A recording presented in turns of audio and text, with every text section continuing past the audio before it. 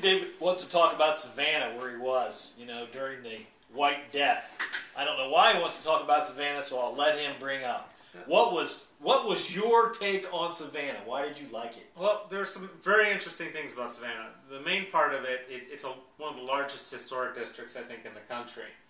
And so it's pretty much unscathed from the river for, you know, the old downtown, the squares, the parks, the housing. Very original. No gaps, no bizarre things popping in the middle of it. So you have this. Did our man burn it? No. Did that mighty general from New York burn it? He burn her down? He felt sorry for them in Savannah. Same way with Charleston too. Did the same thing. Missed it. Not like Atlanta. Like burned Atlanta down. But it was really interesting how, you know, the outskirts got trashed. You know, there's a huge sea of parking lot and the convention center type thing, and they just don't fit. The rest of it's very walkable, very friendly, one-way streets all over the place. The haves and the have-nots to a greater degree down there in Savannah than you will find here. There is definitely, you go a little bit over this way, a little bit over that way, and you hit the poor parts. But, you know, one of the things is reminiscent of the Old South, so you love the Old South in certain ways. No, is that what you're telling us, no, David? I do not. I'd like Savannah if it wasn't in the rich South. Deserve to get what they get, and the rabble deserves to get what they get. You finally broken the mold. No. Come on. But there are exploit the ignorant. And build great cities. But that's what we do anyways in this country. But there are some interesting things about Savannah that I found, you know, really refreshing. One, of course, is all the squares and the one-way streets seem to work fine. People have no problems with them. And the squares work like roundabouts and keep the traffic going. You don't have to stop at every intersection. Yes, but how can we hand out contracts to our favorite traffic engineers to recycle? Well, that was something else. I was down there. There was a conference on interaction design, which is a growing field now, and it's how people. Where's the School of Design? Is that down there? Savannah College of Art and Design. And we were in quite a few of their facilities. And Savannah College of Art and Design is not like your normal college campus because it's distributed all over the city, and it's been fun. You know, really the pushing force to keep Savannah, you know, moving along. I'd say there's some old money down there. Well, there's old money, but a lot of old buildings are being adaptively reused by the school. And remember about Savannah, it's distributed. Remember the other thing about Savannah that's different than Dayton, because Dayton is ignorant a lot more than Savannah. And what do they have a barrier? What are you getting at? They have a barrier to growth.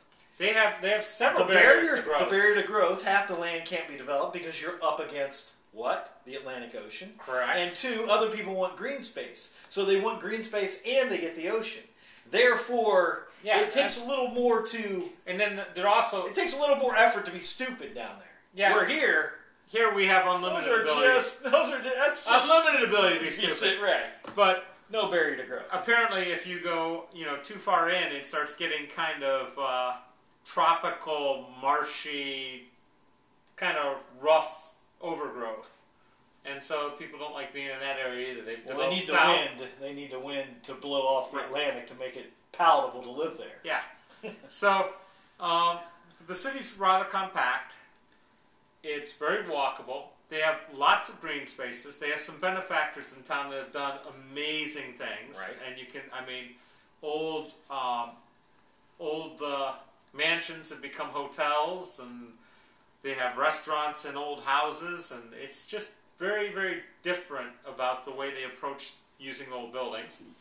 Recycling is prevalent and prevalent and very evident that people are concerned with it. And they still have historic ordinances which get a little funky, which we do too. But it seems to have worked because, you know, the houses, even when the houses are falling down, they've left them there, and then people have come back and fixed them. You see them coming back and doing it because there's a value to living there. They have a belief that Savannah is a good place to live. Well, would you ever think that maybe Savannah... Savannah, that they never had an African-American population that had enough money to cause a problem, therefore they never got beat down, they kept their place? Is that a possibility? It might be a possibility. Okay, I'm just judging from what I saw. And the Old South is a funny little way of working. Still, okay. the community believes in itself. They're still doing things for the people, not worried about these other things. In fact, their historic ordinance people stood up to one of their benefactors, the guy who was building these hotels out of the old buildings, and they said, you know, we're really not going to let you put that modern sculpture out in the middle of the park. And, you know, it's interesting. Sometimes progress isn't really progress, is it? Maintaining a status quo, like not tearing down historic structures and really having pride in what was well constructed in the past. Is that what you mean? Yeah. I mean, it is really weird. They have values. They value the past, and it shows. One of the other things I found real interesting is I walked into this one square, and they had a monument to the Haitians. That they weren't Haitians at the time. They came and fought in the American Revolution. I wasn't aware of that. Well, what else you may not be aware of is Savannah has a really, really, really, really great party and bar life. Yeah. And especially St. Patty's Day. It rocks down in Savannah. Oh, yeah. We enjoy. If you ever get the chance. It's a lot of good restaurants. We found a new little Italian place called Leosi's. Absolutely phenomenal on Abercorn. Real nice little Italian place. Authentic Italian. And then we went to the Crystal Beer Palace, which was the second oldest, or Crystal Beer Parlor, second oldest place in Savannah, and the food was fantastic. We watched the Super Bowl there. Great.